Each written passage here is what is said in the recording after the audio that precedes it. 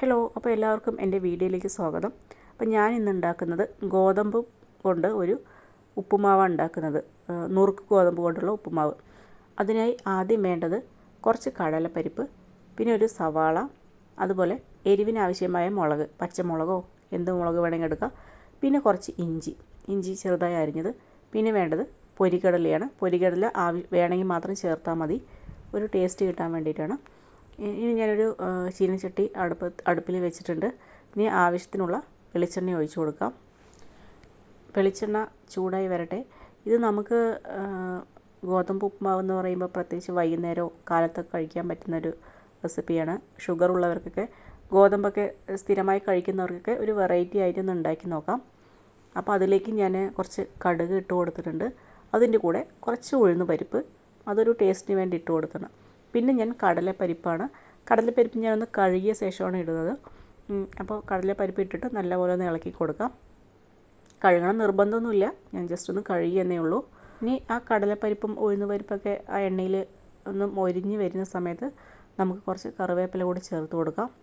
ഇനി നമുക്ക് കുറച്ച് സവാളയും നമ്മൾ അരിഞ്ഞ് വെച്ച ഇഞ്ചിയും അതുപോലെ മുളകും എല്ലാം അതിലേക്ക് ചേർത്ത് കൊടുക്കാം. മുളക് ഞാൻ വീട്ടിലുണ്ടായ മുളകാണ്.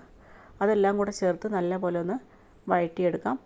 നമ്മൾ കടലപ്പരിപ്പ് തീർച്ചയായിട്ടും ഉള്ളി ഇടുന്നതിന് മുൻപ് ഇടണം, എന്നാലേ ആ എണ്ണയിൽ മൊരിഞ്ഞ് വരുള്ളൂ കേട്ടോ. അല്ലെങ്കിൽ ഉള്ളി ഇട്ട് കഴിഞ്ഞാൽ ഒരു വെള്ളം പോലെ ആവും. അത്രത്തോളം അത് നല്ലപോലെ ഫ്രൈ പോലെ ആവില്ല കടലപ്പരിപ്പ്. ഇതാണ് കേട്ടോ നുറുക്ക് ഗോതമ്പ്. ഇത് വൈകുന്നേരം കഴിക്കുന്നവരുണ്ടാവും. അപ്പോൾ എൻ്റെ വീഡിയോ കണ്ടിട്ട് ഇഷ്ടമായാൽ അതുപോലെ ഉണ്ടാക്കിയിട്ട് അഭിപ്രായം എന്തായാലും പറയണം.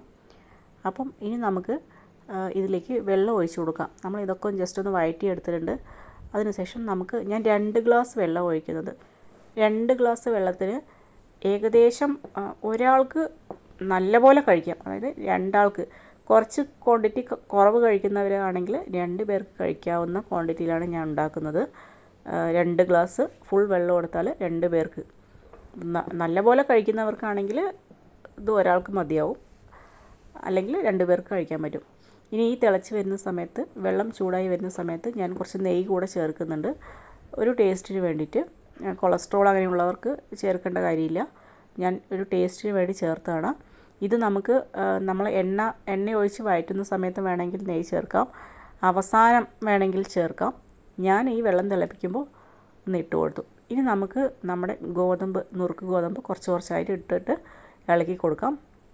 ഞാൻ അതിൻ്റെ ഇടയിൽ ഉപ്പും കൂടെ ചേർത്തിട്ടുണ്ട് കേട്ടോ ഉള്ളിയിൽ. അത് പറയാൻ മറന്നുപോയി. അപ്പോൾ അതും കൂടെ ചേർക്കണേ. അപ്പോൾ ഇനി നമുക്ക് നല്ലപോലെ വഴറ്റി കൊടുക്കാം.